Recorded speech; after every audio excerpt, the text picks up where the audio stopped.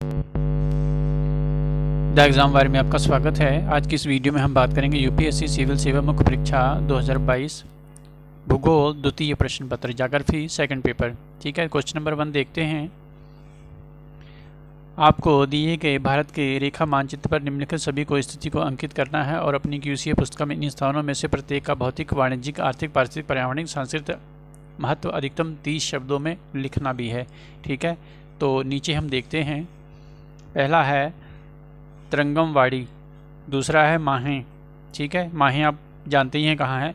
तीसरा है बोमडीला। ठीक है, ये भी आप जानते हैं, पास है, दर्रा है। ठीक है, इसके बाद है ढोला सदिया पुल। ठीक है, ये भी आप जानते हैं, नॉर्थ ईस्ट में है। और पांचवा है तला कावेरी और छठवां है सतकोशिया।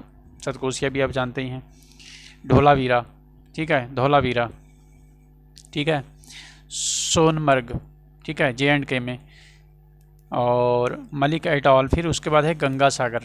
ठीक है, और नीचे ये मैप दे रखा है, इसमें आपको मेंशन करना है और 30 शब्दों में लिखना भी है।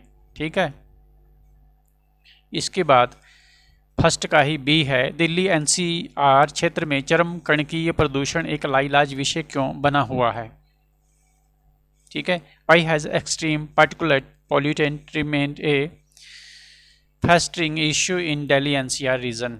ठीक है, तो पिछले 2-3 वर्षों से आप देख रहे हैं दिल्ली NCR क्षेत्र में जो कणकीय प्रदूषण है वो एक लाइलाज बना, उसका कोई उपाय नहीं हो पा रहा है। ठीक है, हर साल और विंटर शुरू होने से पहले ऐसा होता है। सी है, भारत की भौम्यकृति तथा जलवायु देश की जैव विविधता की व्याख्या कैसे करती है। जो फिजियोलॉजी है, how do physiology and climate of India explain the biological diversity of the country. इसके बाद डी है, मरुस्थलीकरण की प्रक्रिया मृदा जल शुष्कन तथा मृदा ह्रास को प्रेरित करती है, स्पष्ट कीजिए।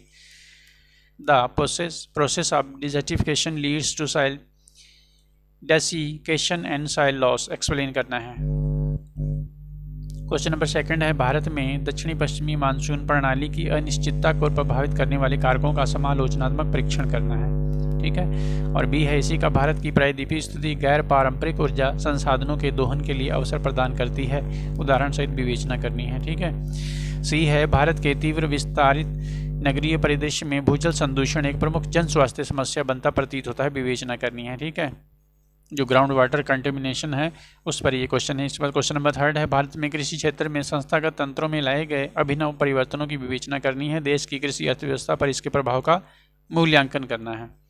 बी है, भारत के उत्तरी पश्चिमी नदी बहाव के राज्यों में जल विभाजन पर होने वाले निरंतर विवाद की विवेचना कीजिए।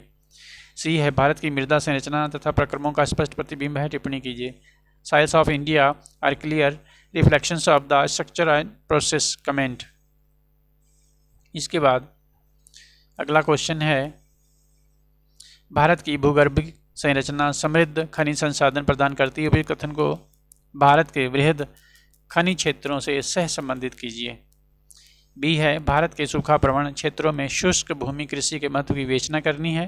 ठीक है, discuss the importance of dry land farming in the drought prone regions of India. ठीक है, सी है, हाल के समय में चरम अतिवृष्टि तथा आकस्मिक बाढ़ की घटनाएं देश के निचले क्षेत्रों तथा बाढ़ मैदान में रहने वाले लोगों के लिए विनाशकारी परिणाम प्रस्तुत करती हैं, विवेचना करनी है आपको। ठीक है, 15 नंबर का क्वेश्चन है। इसके बाद सेक्शन बी देखेंगे। सेक्शन बी क्वेश्चन नंबर 5 है, 150 शब्दों में लिखना है आपको। ठीक है, भारत में स्थानीय वन्यजीवी समुदायों पर वन अधिकार अधिनियम 2006 के प्रभाव की विवेचना करनी है। ठीक है, discuss the impact of forest right act 2006 on the local forest communities in India. B, ये 10 अंकों में है। ठीक है, 150 शब्दों वाला क्वेश्चन 10 अंकों का होता है। इसके बाद बी है, क्या पंचायत राज्य संस्थान भारत में आधारभूत स्तर पर नियोजन में एक भूमिका निभा सकते हैं, यदि हाँ तो कैसे, विवेचना करनी है आपको। इसके बाद सी है, देश के बाह्य व्यापार में भारत के पश्चिमी तट पर स्थित नवीन बंदरगाहों के महत्व की विवेचना करनी है। ठीक है, discuss the significance of new ports on the western coast of India on the external trade of the country.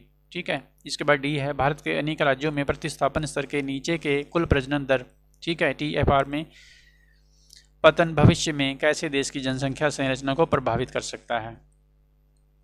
ई है, काला पानी विवाद से भारत नेपाल की अंतर्राष्ट्रीय सीमा पर एक नया मोर्चा खुल गया है, स्पष्ट कीजिए। ठीक है, तो ये करंट का है, 1 वर्ष पहले ये चर्चा में आया था। ठीक है, इसके बाद क्वेश्चन नंबर 6 है, भारत जैसे वृहद प्रदेशों में विकास तथा आय में असमानता क्यों पाई जाती है? अभिनव ADP योजना इस विषय का निदान किस प्रकार करती है? इसके बाद इसी का B है, भारतीय उपग्रह नेविगेशन प्रणाली में IRNSS नाविक योजना की भूमिका का समालोचनात्मक परीक्षण करना है। इसके बाद इसी का C है, भारतीय मलिन बस्तियों में अत्यधिक जनसंख्या संकेंद्रण की भूमिका का परीक्षण कीजिए जो उन्हें कोविड-19 जैसी महामारी के समय अधिक सुभेद्य बनाती है, वल्नरेबल बनाती है। ठीक है, इसके बाद नेक्स्ट क्वेश्चन नंबर 7 है, पश्चिमी भारत के औद्योगिक संकुलों की मुख्य विशेषताओं की विवेचना करनी है। इस क्षेत्र पर SEZ नीति के प्रभाव का परीक्षण करना है। ठीक है, B है, भारत में भाषाई क्षेत्रों तथा राज्यों के उद्भव की विवेचना करनी है। Discuss the emergence of linguistic regions and states in India. C है, देश के प्रमुख नगरों के सीमांत पर शहरी फैलाव के प्रेरक क्या हैं? परिवहन परियोजनाओं में नए निवेश ने कैसे शहरी फैलाव को समर्थन प्रदान किया है? और लास्ट क्वेश्चन है, भारत में वृहद कृषि प्रादेशिकरण में कृषि जलवायु तथा भूमि क्षमता के सूचकांक कैसे सहायक होते हैं? उपयुक्त मानचित्र सहित स्पष्ट करना है। B है, हिंद प्रशांत परिमंडल में क्षेत्र के समुद्री व्यापार के संदर्भ में क्वाड के भू राजनीतिक महत्व की विवेचना करनी है। ठीक है, फॉरेन पॉलिसी का क्वेश्चन है, ज्योग्राफी में पूछा गया है। ठीक है, तो आसानी से किया जा सकता है और इस समय करंट में चर्चा में भी बना हुआ है। इसी का C है, भारत के गरीबों को खाद्य उपलब्ध कराने में राष्ट्रीय खाद्य सुरक्षा अधिनियम 2013 की भूमिका का मूल्यांकन करना है। ठीक है, पुराना क्वेश्चन पूछा है, फूड सिक्योरिटी एक्ट 2013 वाला। ठीक है, तो ये था ज्योग्राफी सिविल सेवा मुख्य परीक्षा 2022 का द्वितीय प्रश्न पत्र। चैनल पर पहली बार आए हों तो चैनल को सब्सक्राइब कर लीजिएगा, बेल आइकन को भी प्रेस कर दीजिएगा और वीडियो को भी लाइक कर दीजिएगा। वीडियो को देखने के लिए आपका बहुत बहुत धन्यवाद। आपका दिन शुभ हो।